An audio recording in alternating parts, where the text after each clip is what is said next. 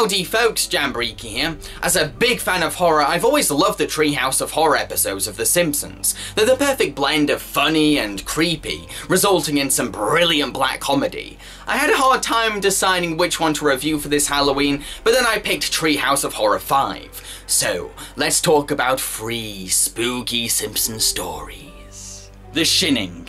This segment parodies Stanley Kubrick's The Shining. When Mr. Burns lets the Simpsons look after his mansion while he goes away, he takes away the cable and beer to make sure they work hard. Unfortunately, no beer and TV makes Homer go crazy.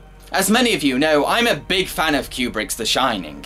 It's one of my favourite horror movies and the scariest film I've ever seen. I love the level of dedication put into making the segment feel and look like Kubrick's original film. There's a loving craftsmanship behind the segment that affectionately pays a debt to the horror classic while also playfully poking fun at it. It does this in a way that perfectly fits the show too, by cleverly translating the setup into the Simpsons universe. Having Homer's madness be fueled by a lack of alcohol and television is incredibly faithful to his character, but it also works in the segment's favour. What do you think, Marge? All I need is a title.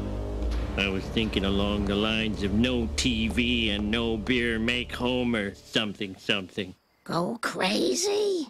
I also love the quick pacing of this segment. It helps prevent the jokes from dying or dragging on, as it focuses more on parodying each memorable scene from the movie, spitfiring one gag after another. There's so much nerdy passion behind this segment, you can tell that the makers really love Kubrick's The Shining. Time and Punishment. This segment parodies the Ray Bradbury short story A Sound of Thunder, something I will admit that I've not read before. In this story, Homer turns a toaster into a time machine.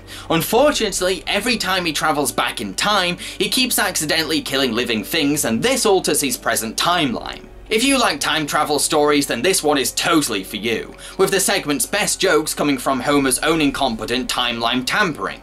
No matter what he does, Homer consistently ruins time and space as he knows it. The best thing about this segment is the different alternate timelines that Homer visits. The writers clearly had lots of fun coming up with different worlds, and they managed to create a fair few onto the limited time they had.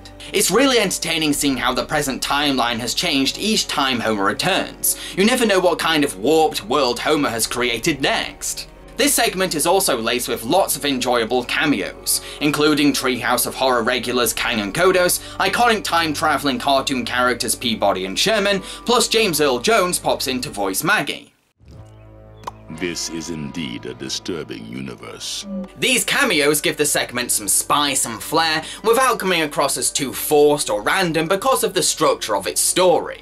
What else can I say about this segment? It's a great, creative time travel story with lots of laughs. Nightmare Cafeteria. This segment is a parody of the movie Soylent Green, a film that I've not seen. Its story is set in Springfield Elementary School, where it's becoming both hard to find detention space and afford good food for the cafeteria. In a sinister turn, Principal Skinner decides to kill 2 birds with 1 stone by serving bad students as lunchtime meals. This segment actually kind of creeped me out as a kid. Not only did it take a relatable setting for a child and turn it into a terrible nightmare, but it also displayed some very gruesome imagery. From a child's perspective, teachers are often behind closed doors during lunchtime, so some kids are bound to let this story tap into their darkest fears. Rewatching this segment as an adult, I will admit that it's still kind of disturbing. There's something sickening and eerie about its concept, and I guess that's why I really love it. At the same time, the comedy is still there. Principal Skinner's unsubtle hints at his cannibalistic misdeeds are humorously cheesy and typical of his character's straightforward nature. Plus, seeing teachers getting fatter and fatter is pretty funny in a dark way too. However, it's Marge's hilariously nonchalant response to what's going on that made me laugh the most. Mom! You've gotta help! They're cooking kids in the school cafeteria! Listen, kids, you're 8 and 10 years old now. I can't be fighting all your battles for you. But Mom! No buts. You march right back to that school, look them straight in the eye and say, "Don't eat me." Okay. Watching Marge downplay the seriousness of the situation definitely captures that Treehouse of Horror charm. This segment is a wonderful mix of blood-curdling horror and campy black comedy. I really enjoy it every time I see it. So those are my thoughts on the stories from Treehouse of Horror 5. Do you have a favourite Treehouse of Horror story? If you do, then let me know in the comment section below. Cheerio, folks.